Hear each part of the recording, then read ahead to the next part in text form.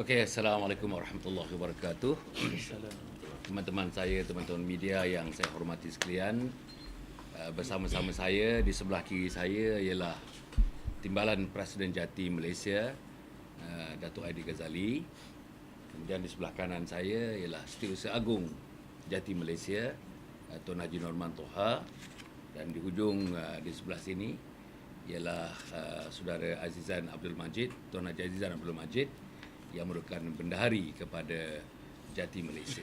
Dan di hujung sana ialah Tuan Haji Anwar yang merupakan salah seorang daripada ahli Majlis Syura kepada Pertubuhan Jati Jalur 3 Malaysia ini. Apa yang kita nak buat ni sebenarnya ada dua perkara yang saya akan bacakan nanti.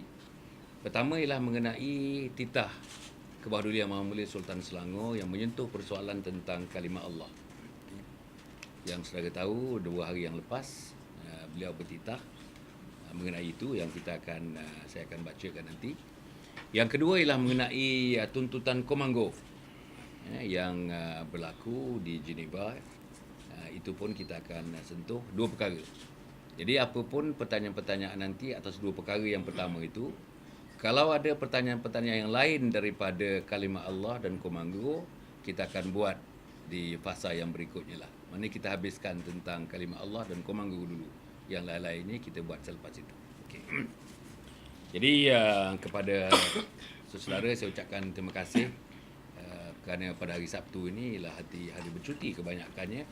Tapi orang media yang tidak pernah bercuti, jarang bercuti ini, saya menganggarkan sebenarnya mungkin dalam 5-6 orang aja pada hari Sabtu ni.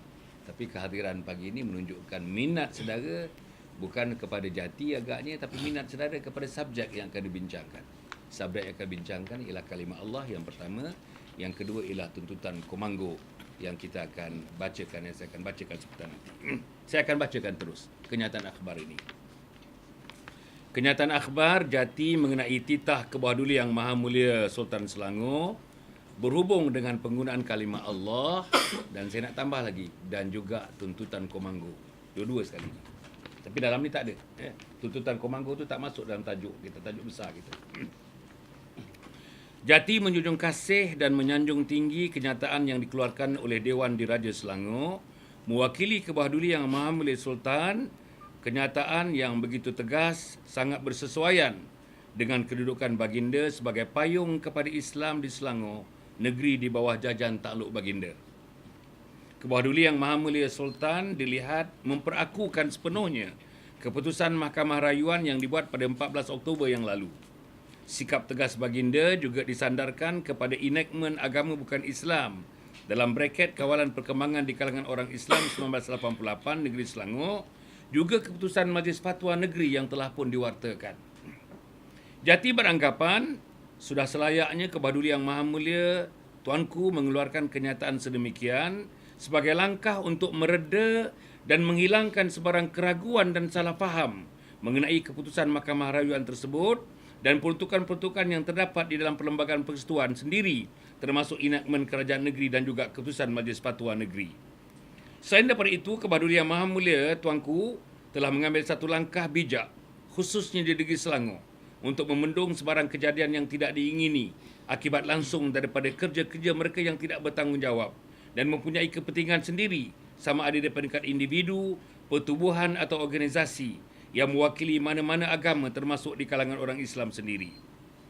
Jati sejak dari awal lagi isu ini ditimbulkan, sentiasa konsisten dengan memegang pendirian bahawa kalimah Allah adalah kalimah suci eksklusif untuk orang Islam. Kalimah ini merujuk kepada keesaan Allah Subhanahu wa taala. Kalimat ini juga disebut bersesekali dengan junjungan besar Nabi Muhammad sallallahu alaihi wasallam dalam lafaz syahadah umat Islam. Nabi Muhammad sallallahu alaihi wasallam tidak pernah dikaitkan dengan mana-mana Tuhan selain daripada Allah Subhanahu wa taala. Itulah tradisi pengakuan seorang muslim yang diwariskan sejak daripada awal Nabi Muhammad sallallahu alaihi wasallam diwahyukan oleh Allah Subhanahu wa taala.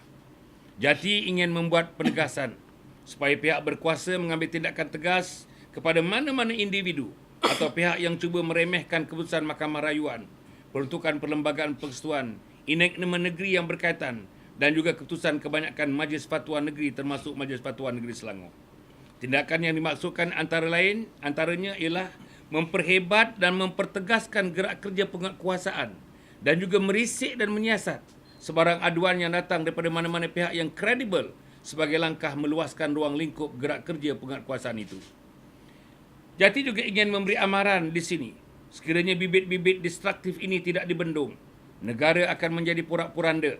Kemungkinan berlakunya pertelagahan terbuka dalam berbagai bentuk akibat daripada mereka yang berkepentingan, berfikiran songsang dan bersikap terang-terangan anti-Islam tidak dapat dinafikan. Jika ini berlaku, tiada siapa yang dapat meraih keuntungan. Sebaliknya, kehancuran dan kebinasaanlah yang akan terbentang di hadapan kita. Kita pun telah dan sedang menyaksikan peristiwa-peristiwa ngeri tersebut berlaku di beberapa negara dalam dunia ini. Seperkara lagi yang kini menjadi isu semakin berat untuk ditangani ialah tindakan Komando menggunakan UNHRC di Geneva baru-baru ini. Mereka berusaha untuk menjadikan Malaysia sebuah negara liberal berkiblat barat semata-mata atas nama hak asasi manusia. Malaysia hendak dijadikan sebuah negara dalam inverted comma syurga murtad, dalam mana kebebasan sepenuhnya diberi kepada rakyat untuk meninggalkan mana-mana agama masing-masing. Malaysia juga dijadikan syurga inverted comma lagi seks songsang, dalam mana LGBT akan dihalalkan. Malaysia juga akan dijadikan syurga, sekali lagi inverted comma, pendakyahan agama-agama lain termasuk Syiah ke atas masyarakat Islam. Di antara permohonan mereka yang paling biadab ialah memansuhkan undang-undang jenayah syariah yang dengan sendirinya memansuhkan perundangan Islam yang merupakan bahagian terpenting di dalam batang tubuh Islam itu sendiri.